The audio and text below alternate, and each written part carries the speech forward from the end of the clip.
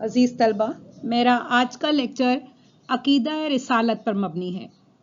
अकीदा रिसालत से मुराद तमाम अंबिया कराम और पैगंबरों पर ईमान लाने से हैं, क्योंकि ये अल्लाह के बरगुज़ीदा बंदे थे जिन्होंने बनी नोए इंसानियत को अल्लाह का पैगाम पहुंचाया और उन्हें गुनाहों से बचने की तलकीन फरमाई ताकि वो कामयाबी से जन्नत में दाखिल हो सकें।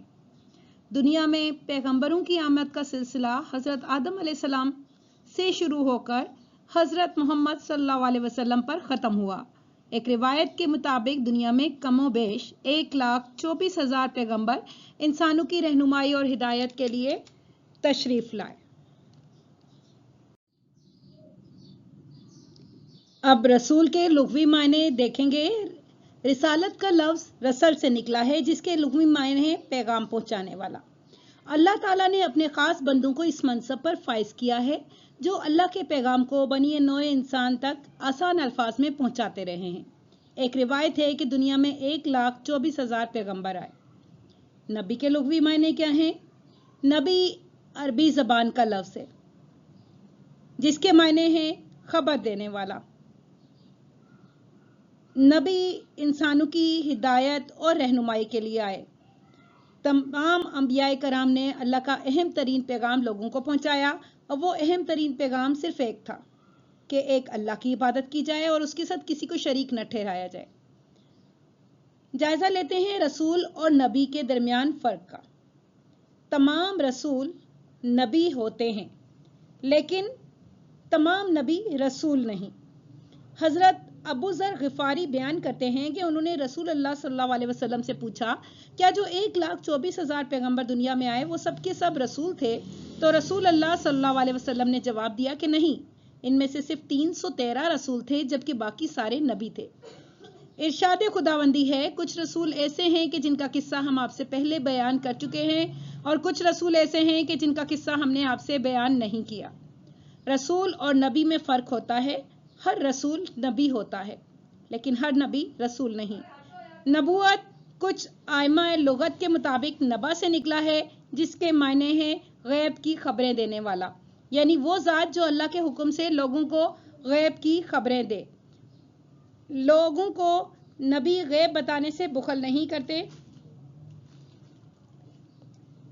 इरशाद खुदाबंदी है, अल्लाह गैब का जानने वाला है, सो वो अपने गैब पर किसी को मतला नहीं करता है, मगर हाँ रसूल को। यह गैब की खबरों में से है जो हम आपकी तरफ वही करते हैं और इससे पहले आप इसे नहीं जानते थे। नबा, नबुआ और नबी के 3 मायने हैं। गैब की खबरें देने वाला, बुलंदी, रिफ़त, शर्फ, यानी हर एतबार से शर्फ, सीधा रास्ता। सिराते मुस्तकीम के मायने दरअसल रसूल अल्लाह सल्लल्लाहु अलैहि वसल्लम हैं और अलैदा या जुदा। रसूलों का दर्जा नबियों से ऊंचा होता है। रसूल की तालीमात का दायरा वसी होता है। वो अपनी कौम में काफ़ी अरसे तक तबलीग व इशाअत की सरगर्मियाँ जिम्मेदारियाँ निभाता है। इनको किताब, सहीफ़े, शरीयत, कायदा कानून, हलाल और हराम के अहकामात देकर भेजा जाता है। इसके अलावा रसूल हिजरत भी करते हैं और उनसे उनकी कौमें जंगें भी करती हैं। इसके मुकाबले में नबी का दायरा तबलीग मुख्तसर होता है। वह रसूल के जाने के बाद जब उनकी कौम उनके पैगाम को भूल जाती है तो उस पैगाम के इआदे के लिए भेजे जाते हैं। लेकिन एक बात तय है, और वो ये कि रसूल या नबी जिस कौम पर भी भेजे जाते हैं उनका इल्म, फ़हम, जहानत, अमानत, शराफत, इमामत, दयानत, हसब और नसब तमाम लोगों से ऊंचा और मुमताज़ होता है।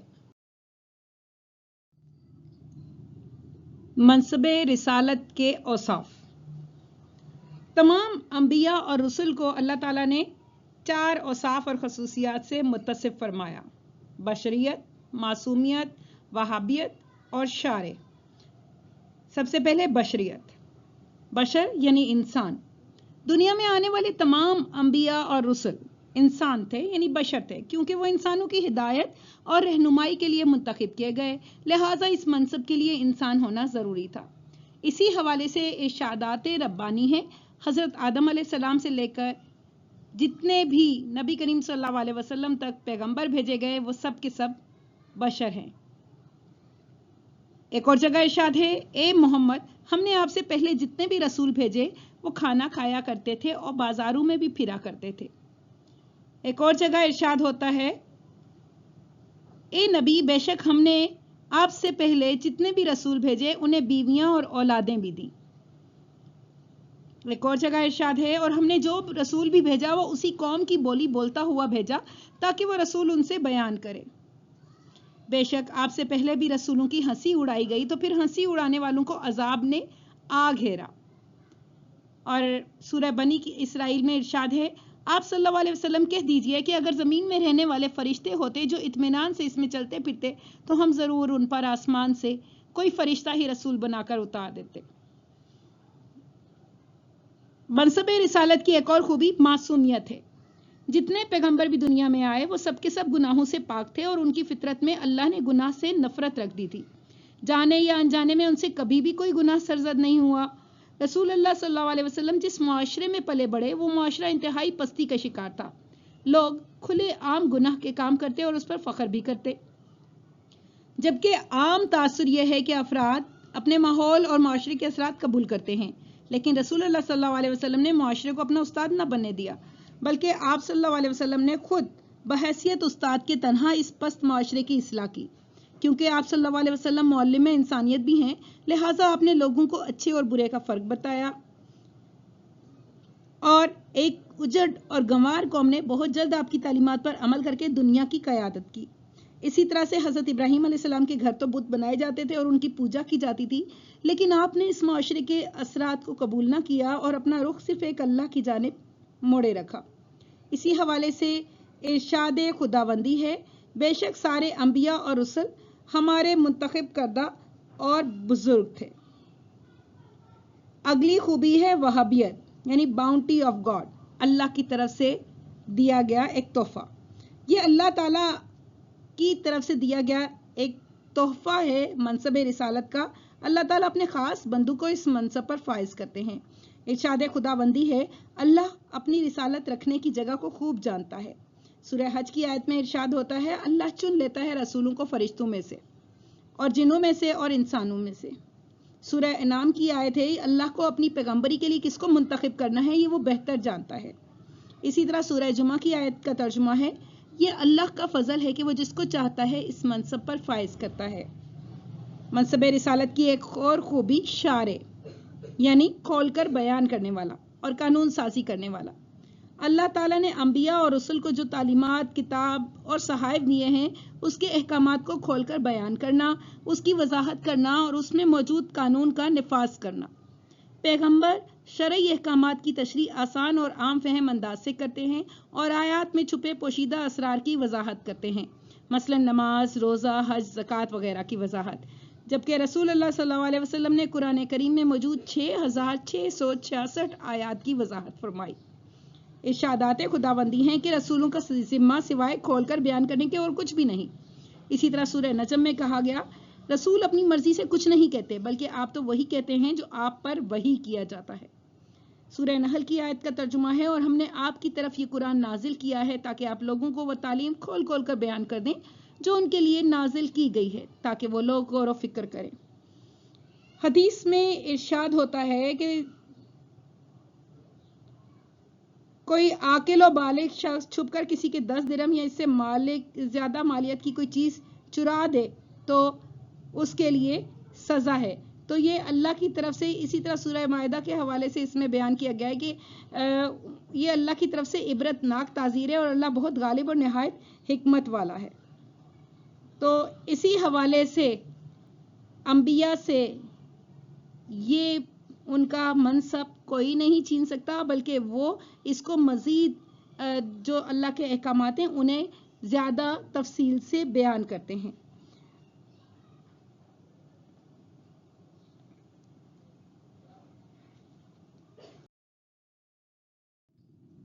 اب اللہ کی طرف سے نبی کریم صلی اللہ علیہ وسلم پر جو ذمہ داریاں عائد ہوئی، جو پابندی عائد ہوئی، اور آپ صلی اللہ علیہ وسلم کی رسالت کی کیا خصوصیات تھیں، تو ہم اس حوالے سے بات کریں گے۔ پہلے تو یہ کہ وہ رحمت للعالمین تھے، تمام انسانوں کی طرف بھیجے گئے۔ پچھلے پیغمبر کسی خاص قوم اور خطے پر بھیجے گئے تھے، جبکہ نبی کریم صلی اللہ علیہ وسلم کی تعلیمات قیامت تک آنے والے تمام انسانوں کے لیے ہیں۔ آپ کی تعلیمات اور ہدایت کے دائرے میں تمام انسان ہیں۔ اگرچہ رسول اللہ صلی اللہ علیہ وسلم دنیا سے پردہ فرما گئے، لیکن آپ کی سنت، قرآن کریم اور تعلیمات آج بھی اپنی اصل حالت میں موجود ہیں۔ ضرورت اس بات کی ہے کہ ان پر عمل کیا جائے۔ اسی حوالے سے ارشاد خداوندی ہے، میں اللہ کا رسول ہوں اور تم سب کی طرف بھیجا گیا ہوں۔ اسی طرح سے رسالت محمدی کی ایک اور خاص چیز پچھلی شریعتوں کا منسوخ کرنا ہے۔ آپ کی آمد کے بعد تمام پچھلے پیغمبروں کی کتابوں، احکامات اور قاعدے قوانین کو منسوخ کر دیا گیا اور صرف رسول اللہ صلی اللہ علیہ وسلم کی تعلیمات اور قرآن کریم پر عمل کرنے کی ہدایت قرآن کریم میں آ گئی۔ اسی حوالے سے ارشاد ہوتا ہے، اور جو بھی اسلام کے سوا کسی دوسرے دین کو تلاش کرے گا اسے ہرگز قبول نہ کیا جائے گا۔ سورہ مائدہ کی آیت کا ترجمہ ہے، ہم نے دین اسلام کو تمہارے لیے پسند کیا تاکہ تم بحیثیت دین اس کو اپناؤ۔ ایک اور خوبی، ایک اور خصوصیت کاملیت ہے، یعنی ریلیجن پرفیکٹڈ۔ رسول اللہ صلی اللہ علیہ وسلم پر دین اسلام مکمل ہو گیا اور جتنے عقائد، قوانین، عبادت کے طور طریقے بتانے تھے وہ سب کے سب اللہ نے رسول اللہ صلی اللہ علیہ وسلم کے ذریعے بتا دیے۔ یعنی قیامت تک کے لیے انسانی ضروریات کے پیش نظر تمام کا تمام علم اور مسائل کے حل بیان کر دیے گئے۔ اب دین مکمل ہو گیا ہے، اس لیے کسی نئے نبی کی ضرورت نہیں۔ ارشاد خداوندی ہے سورہ مائدہ میں کہ آج کے دن تم پر تمہارا دین مکمل ہو گیا۔ نبی کریم صلی اللہ علیہ وسلم نے فرمایا کہ میں اپنے پیچھے دو چیزیں چھوڑے جا رہا ہوں، قرآن کریم اور اپنی سنت۔ تم انہیں مضبوطی سے تھامے رکھنا تاکہ گمراہی سے بچ سکو۔ ایک اور خوبی حفاظت قرآن کی ہے کہ پچھلے انبیاء کرام کی کتابوں اور صحائف میں چونکہ تحریفات کی گئیں، لہٰذا قرآن کریم کے بارے میں خود اللہ نے فرما دیا کہ یہ کتاب ہماری طرف سے ہے اور ہم ہی اس کی حفاظت کریں گے۔ چنانچہ قیامت تک قرآن کریم کے ایک ایک حرف کی حفاظت کی ذمہ داری خود اللہ نے لے لی ہے۔ اس میں کسی تحریف کی کوئی گنجائش نہیں، جبکہ سنت نبوی اور احادیث نبوی کی حفاظت بھی اسی طرح کی گئی ہے۔ دنیا کا جو شخص بھی دنیا میں اور آخرت میں کامیابی چاہتا ہے وہ قرآن و سنت پر عمل کر کے اپنی دنیا اور آخرت کو سنوار سکتا ہے۔ رسالت محمدی کی ایک اور خوبی عالمگیریت ہے۔ نبوت کا سلسلہ حضرت آدم علیہ السلام سے شروع ہو کر رسول اللہ صلی اللہ علیہ وسلم پر ختم ہوا۔ دیگر پیغمبروں میں جو اوصاف و کمالات الگ الگ تھے وہ سب کے سب رسول اللہ صلی اللہ علیہ وسلم کی ذات میں ایک ساتھ شامل کر دیے گئے۔ رسول اللہ صلی اللہ علیہ وسلم کی نبوت کے دائرے میں تمام بنی نوع انسانیت شامل ہے اور قیامت تک آنے والا ہر انسان جو دنیا اور آخرت میں کامیابی حاصل کرنا چاہتا ہے وہ رسول اللہ صلی اللہ علیہ وسلم کی تعلیمات سے مستفید ہو کر اس سے فیض حاصل کر سکتا ہے۔ اب عقیدہ ختم نبوت پر بات کریں گے۔ روایت میں آتا ہے کہ 1,24,000 پیغمبر انسانوں کی ہدایت اور رہنمائی کے لیے دنیا میں بھیجے گئے۔ حضرت آدم علیہ السلام پہلے نبی تھے، جبکہ رسول اللہ صلی اللہ علیہ وسلم آخری نبی تھے۔ نبوت اور رسالت کا سلسلہ رسول اللہ صلی اللہ علیہ وسلم پر مکمل اور ختم ہوا۔ قیامت تک اب کوئی نبی یا رسول نہیں آئے گا۔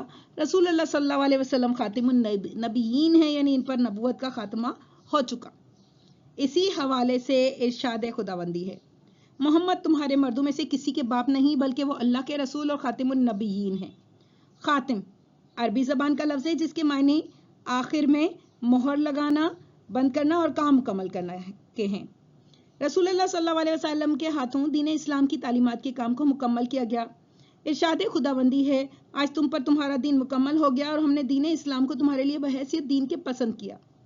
یہ اصولی بات ہے کہ جب دین اور اس کی تعلیمات کو رسول اللہ صلی اللہ علیہ وسلم کے ہاتھوں مکمل کر دیا گیا تو اب نیا نبی کیا بتانے کے لیے آئے گا؟ کسی بھی جگہ نئے نبی کو بھیجنے کی عام طور پر ان 4 وجوہات میں سے کوئی ایک وجہ ہوتی ہے کہ یا تو اس قوم پر سرے سے کوئی نبی ہی نہ آیا ہو، یا وہ قوم اپنے نبی یا رسول کی تعلیمات کو بھول چکی ہو۔ تیسرا یہ کہ نبی یا رسول اپنی مدد کے لیے کسی دوسرے نبی کا مطالبہ کرے، جیسے حضرت موسیٰ علیہ السلام نے اللہ سے اپنے بھائی حضرت ہارون کو نبی بنانے کی درخواست کی تھی۔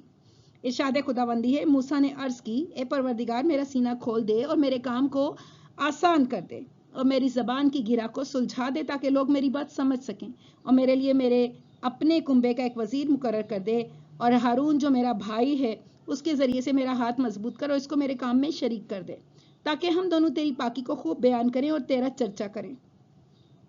چوتھی وجہ کسی جگہ نبی بھیجنے کی یہ ہوتی ہے کہ ابھی دین کی تعلیمات نامکمل ہوں، لیکن خود قرآن نے یہ کہا کہ آج تم پر تمہارا دین مکمل ہو گیا ہے، لہٰذا اب قیامت تک کسی نئے نبی کی ضرورت نہیں ہے۔ ہم دیکھتے ہیں عقیدہ ختم نبوت کے متعلق احادیث کیا کہتی ہیں۔ नबी करीम सल्लल्लाहु अलैहि वसल्लम ने फरमाया, मेरी और मुझसे पहले गुजरे हुए नबियों की मिसाल एक इमारत की सी है, जैसे एक शख्स ने बहुत खूबसूरत इमारत बनाई और एक ईंट की जगह छोड़ दी। लोग इस इमारत के चारों तरफ घूमते हैं और कहते हैं कि ये ईंट की जगह क्यों छोड़ी गई है, वो आखिरी ईंट मैं हूँ। इसी तरह से एक और हदीस है, बनी इसराइल की क़यादत अंबिया कराम किया करते थे।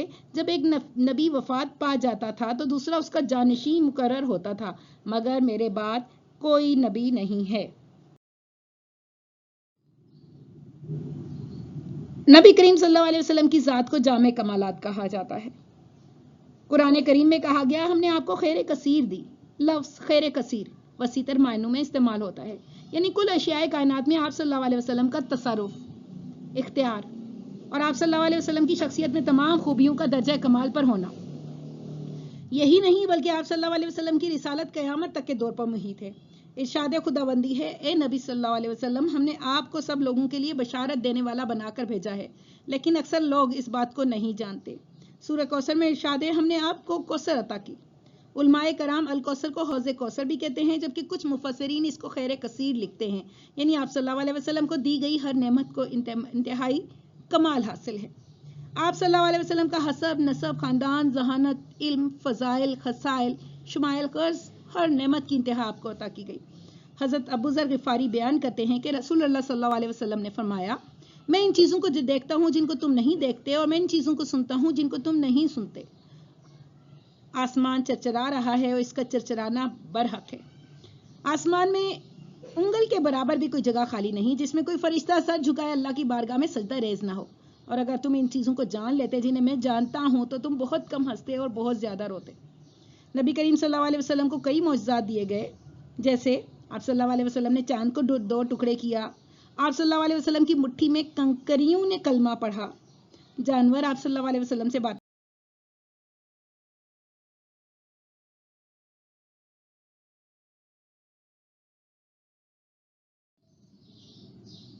इसी तरह दरख्त आप सल्लल्लाहु अलैहि वसल्लम के इशारे पर अपनी जगह छोड़कर आया और उसने एक काफिर के सामने आप सल्लल्लाहु अलैहि वसल्लम की रिसालत की गवाही दी। शब मेराज सबसे बड़ा मौजज़ा है। आप सल्लल्लाहु अलैहि वसल्लम के हाथों पर जिन्नात ने इस्लाम कबूल किया। अब हम बात करेंगे मुआशरे पर अताअत रसूल के असरात के हवाले से। अताअत रसूल हर मुसलमान के ईमान का एक लाजमी जुज़ है। नबी करीम सल्लल्लाहु अलैहि वसल्लम ने कुरान करीम को सादा अल्फाज में बयान किया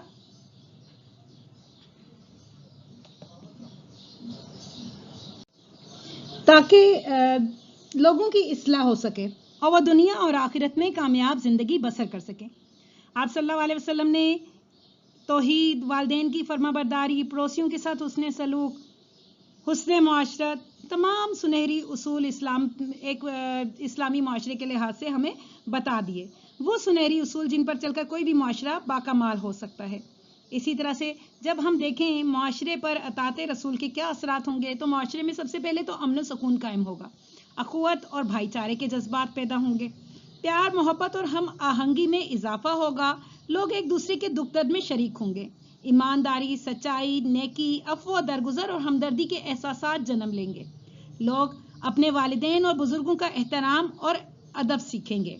सब्र और शुक्र और जिक्र इलाही से मुआशरे की फिजा में एक सुकून और हकीकी खुशी पैदा होगी। लोगों के आपस के ताल्लुकात मजबूत बुनियादों पर उस्तवार होंगे। मुख्तसर ये कि नबी करीम सल्लल्लाहु अलैहि वसल्लम की सुन्नत, आपकी सीरत पर अमल करके मुआशरे को बासानी मुनज़्ज़म और मुस्तहकम किया जा सकता है। इन अल्फाज के साथ ही ये लेक्चर यहाँ तमाम हुआ। वीडियो आपको पसंद आई हो तो लाइक कीजिए, कमेंट कीजिए, चैनल को सब्सक्राइब कीजिए। अल्लाह हाफिज़।